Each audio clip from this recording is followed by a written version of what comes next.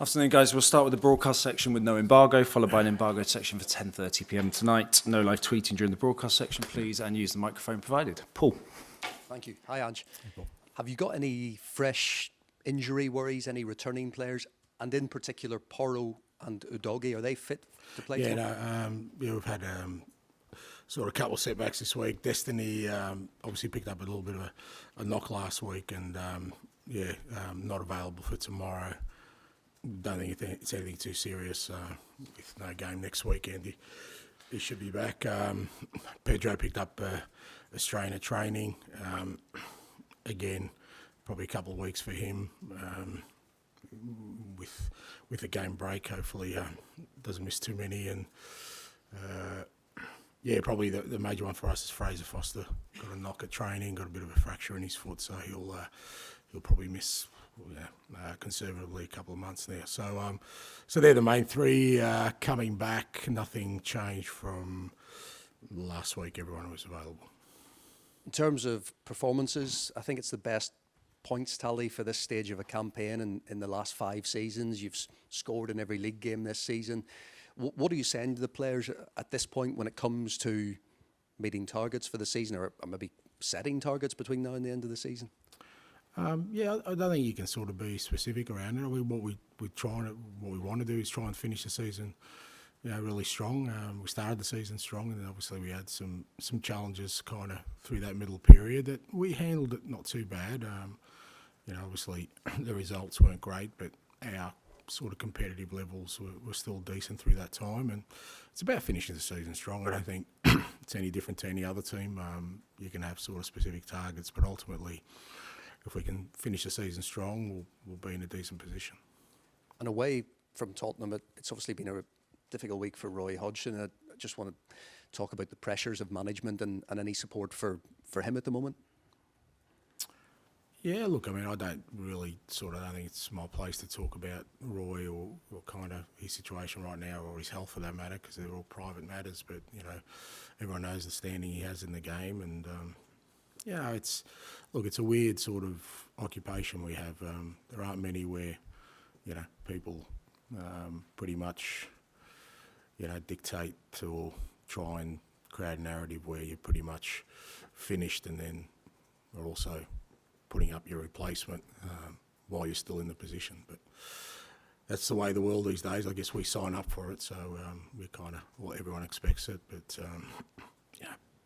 I don't think it diminishes Roy's standing in the game in any way, and above all, hopefully he bounces back quickly. Niv. Hi, good afternoon. I want to ask you about the partnership between Mickey van de Ven and Christian Romero. It takes time to build this type of balance and chemistry and understanding and trust. How surprised or how impressed are you with the way they managed to build this relationship? Yeah, it's been really pleasing. As you said, like centre-back partnerships, most of the time, they tend to build together because you need so much understanding in a crucial part of the game where a lot of it is almost unspoken, where, you need to be able to understand each other's game. And I think they complement each other really well. I think I've just been super impressed with Romero this year, the way I already knew he was one of the best defenders in the world, but the way he's kind of tackled the whole leadership area and, really sort of become disciplined in his play, and how he's not just Mickey, but the other players, he's kind of really guiding them in the right way, but especially Mickey. And, Mickey, I've already spoken about. The way he's adjusted to the Premier League has been outstanding. So it's great for those two. Obviously, we missed both of them during the middle part of the year, so it's good to have them both back out there. A question about Brennan Johnson, please. Becoming a bit of a super sub. We saw the goal against Brighton, the goal against Brentford as well. How impressed you've been with him, with his role at the team? Yeah, again, look, I always feel it's harder for attacking players because invariably people just measure them against one thing, and particularly, in Brennan's case, he's a young man, and there's a transfer fee attached, and then people just measure it on one thing. But we didn't bring Brennan to the club just for this year. He's here for the long term, and I know he's going to grow a lot more. He's probably played, certainly started more games than I thought he would. But again, we've had some real issues, with injuries during the early part of the year, and he's tackled every task, really well, and he's he's got a couple of goals. People forget he's been unlucky a couple of times, hit the post here and there. So, but ultimately, that's he knows that the measure for attacking players at any football club, especially the big ones, is sort of your output in that final third, and pleased for him that he's getting those rewards. Wolves have been one of the most pleasant surprises of the season. You remember the game back in November. What do you expect for them this weekend? Pretty much what you've got from them all year. I think Gary's done an outstanding job. They've got, they work hard for each other. They're a well-organised team. We saw that, when we played them at their place. They worked hard to the last minute and got the result. And they've also got some pretty, special individual players in that group as well. And they're always a threat going forward. They're exciting when they run with the ball. So we're expecting a tough game, but I think you get to this point of the year, and I don't think there'll be too many easy ones because everyone's got something to play for, I think, we're expecting a tough one. Rob. Hi, Ange. Ryan Sessegnon was involved in training yesterday. Where is he in terms of his fitness, and is he someone who could potentially be back in the first team squad soon? Look, he's back training, which is the first step. Now he's just got to sort of put a body of work together at training, and then we'll kind of assess it from there. But this is kind of the first week he's had with us. With Sess, it's just a matter of, like I said, it's about getting a body of work together that gives him confidence, gives us confidence that his body will be good. And so far, this week he's trained well, done everything he's been asked of, and hopefully that continues. See someone you want to get on the pitch sooner rather than later. I mean, has all the qualities you want. It's the same as everyone else, mate. No different. I want all of them to be out there. I want all of them to be available. He's no different. Obviously, he's gone through a tough time, but there's no point in me sort of putting any extra sort of pressure on him. He knows kind of his biggest hurdle is just going to be being out there for a prolonged time. He kind of had a false start when we got him out there a few weeks back because we had a lot of injuries. But like I said with Sess, it's just about him getting a body of work together, and then he'll feel better, and I think he'll feel more confident about taking an opportunity. After the Wolves game tomorrow, you've got a 2-week break. Is that beneficial time on the training pitch with your players, or would you just rather have another game? Probably this kind of time of the year you'd rather have a game because we've only got one a week anyway. We're obviously not in Europe, not in the Cup, so it also means that that game's going to get jammed somewhere where we're going to have to play some pretty big fixtures in a short space of time. So much rather have a game, but we've kind of known we're not going to have that game next weekend, so we're planning accordingly. Thanks, Ange. Charlie. Do you just wait for the microphone?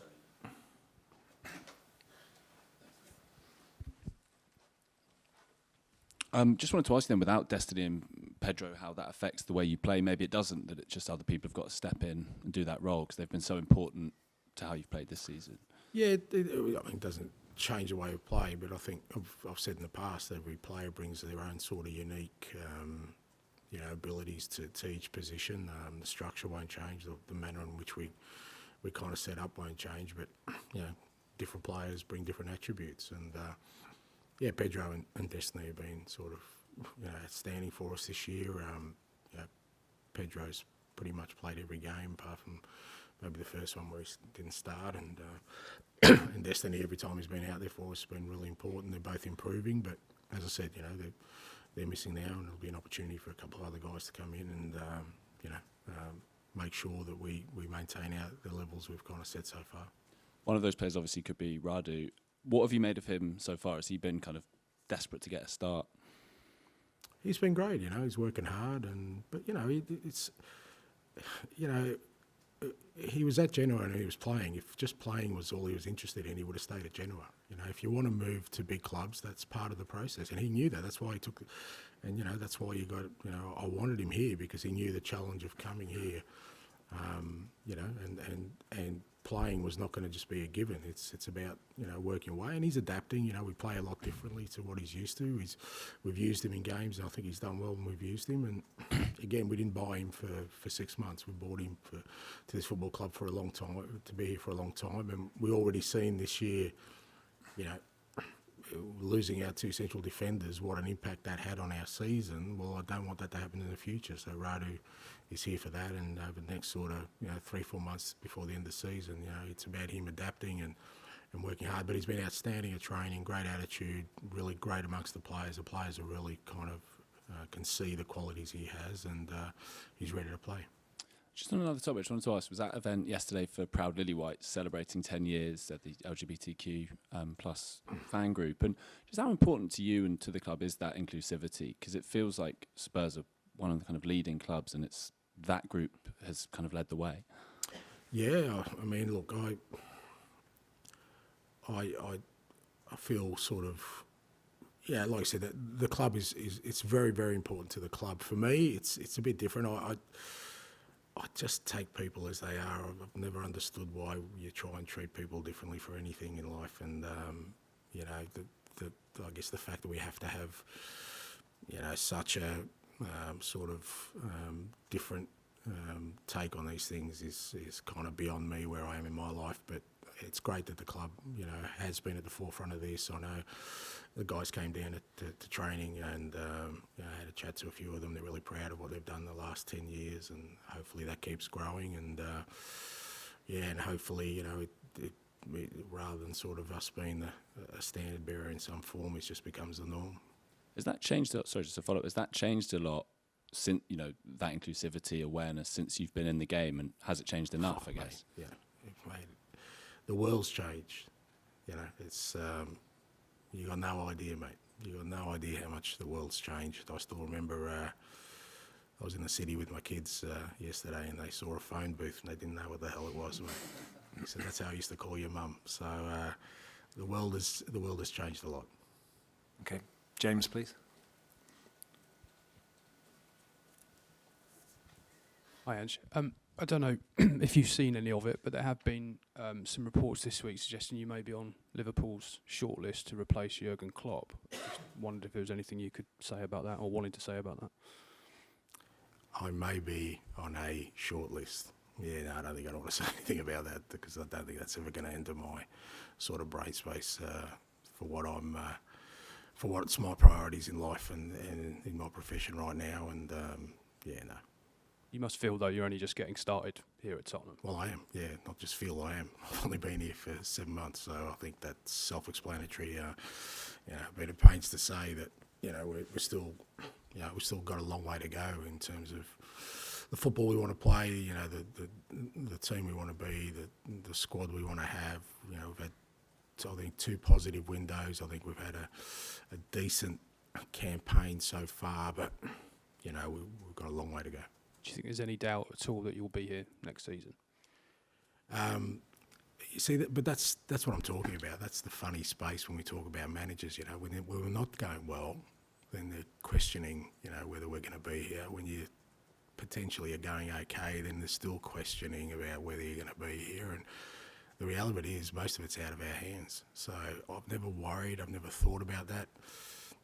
I've got a history of 26 years of management where you can see pretty clear what I do, and I rely on that as my explanation as to where my thought processes are with all those kind of things. But like I said, right now it's about finishing the season strong with Tottenham and making sure that we're kind of trying to establish a really strong foundation for who we want to be in years to come, and that can only happen if I'm totally focused on what these last 14 games can bring for us. Do you take any of the Liverpool chat as a compliment at all, or not?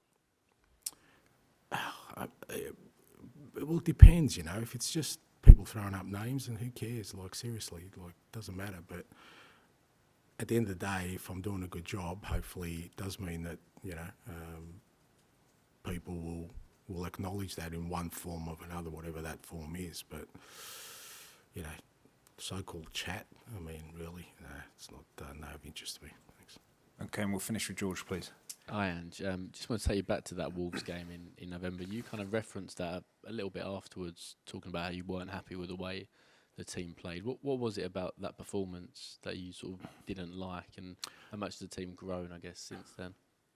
Yeah, look, it was just, I think there have been many games this year. There's probably been, less than a handful of games where I just felt we ended up playing for a result. Now, it was kind of natural at the time. We had a lot of injuries, obviously, in that game and before that game, and kind of we put out a lineup that, you know, guys hadn't played for quite a long time, and we got ourselves in front, and it's only natural, it's human nature for people then to try and hold on to that, you know, because it is a accomplishment, but you know, those kind of moments also I think are important for me to make sure that the players understand that that's not where we're at and that's not where we want to be. It's not just about chasing a result so we can, you know, sort of feel good about that. It's about staying true to who we want to be through this, especially this time where we're building something. And you know, even if we had won that game 1-0, it wouldn't have left me feeling any better about our approach. And again, it wasn't me being critical of the players. It's more about guidance to say, well, you know what, it's easier because we didn't get the reward. But even if we did get the reward, I would have sort of had the same message that that's not sort of, you know, where we want to be heading as a team. And like I said, for the most part, that hasn't happened. You know, it's probably 2 or 3 games I remember where we've done that, and you know, it's kind of the stuff we want to sort of steer away from. And Brennan Johnson scored that game, obviously scored at the weekend, and afterwards he was talking about how he's been really working on kind of timing those back post runs. I mean, it looks really simple, getting there and you're shooting into an empty net, but how sort of impressed have you been with what you've been working on in training and bringing that into games? Yeah, really good. I mean, again, you know, Chris Davis done a lot of work with the sort of front half guys with Meso, and a lot of our work is around that and getting our wingers or wide players into goal scoring positions. And again, it's the way I've kind of set my teams up for a very long time, and he's one that's really understood that. It's different from what he's done, and it's not easy. You know, trying to get that timing right when you arrive, having a good technique, but he's got a great technique under pressure, and he showed that last week. He's shown that the last couple of times, and it becomes really difficult to stop when you get that sort of synergy between our attacking players. So, you know, having a goal last week of sort of winger to winger is good, because it, you know, like I said before, they get rewarded for things we kind of speak about, and then, you know, they understand how important it is, and hopefully that keeps them sort of looking for more growth. And just finally for me, I wanted to ask you about Rodrigo Bentancur. He's obviously had such a long time out, and before that was in really, really good form. And I guess coming back from such a long injury, there's sort of a management of expectations. Have you sort of had to manage his expectations because he feels like he should be the player he was back in 12 months ago, and he's maybe not there yet? No, I haven't had to, and I wouldn't. That'd be like somebody trying to manage my expectations. I just don't think that's my role. He sets very high standards, and look, it's not just the absence. I mean, he came back, and I thought in the Villa game he was outstanding, and then he gets a knock within 15, 20 minutes, and you know, he's out again. So it's been disrupted even with the absence he's had. So, but I've been really happy with Roddy, and again, I guess people look at it through the prism of kind of, you know, that players should be playing all the time and being influential all the time. But we're trying to build a squad here, and I've got no doubt that, you know, whatever Rodri does this year for us, and he's already contributed, you know, he's creating a great foundation for us for next year. And, you know, with the midfield setup we've got at the moment, the players we've got in there, it's going to be really exciting to see how they all grow. Okay, we'll end the broadcast section there. We'll move on to the embargo.